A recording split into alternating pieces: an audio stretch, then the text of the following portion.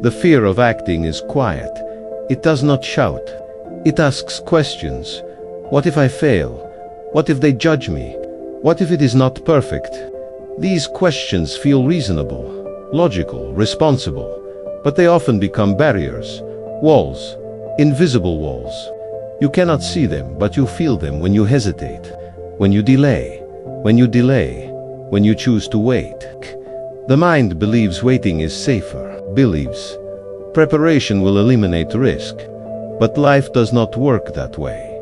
Risk exists, uncertainty exists, discomfort exists, and action is the only way to move forward.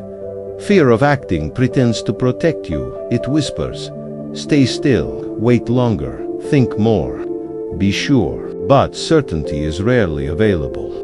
Most decisions are made with incomplete information. Most opportunities require movement before clarity. You do not see the entire path. You see the next step. That is enough. The problem is not fear.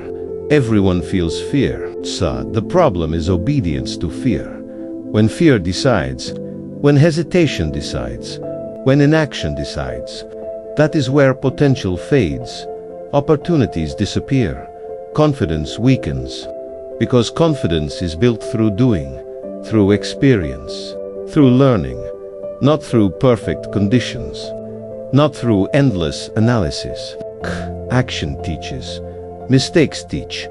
Progress teaches. The fear of acting creates a false narrative.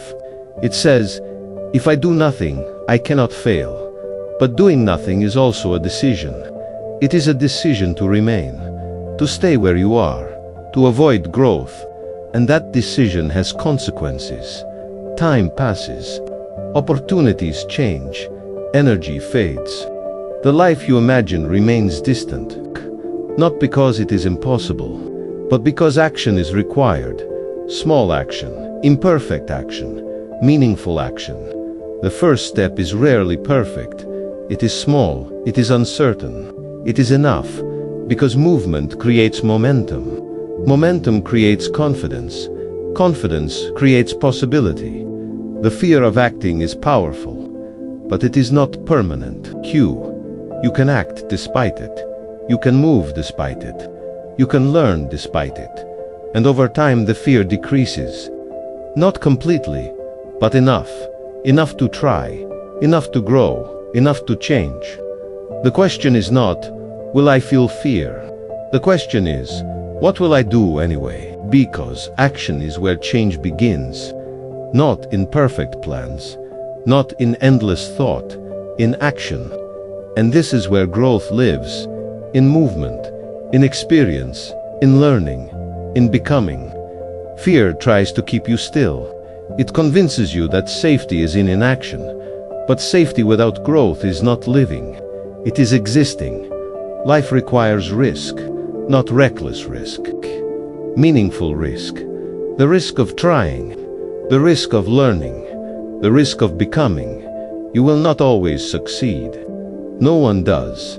But failure is not final. It is information. It teaches. It guides. It prepares you for the next attempt. The fear of acting wants perfection, but perfection is an illusion. Progress is real. Small steps, consistent effort, learning along the way.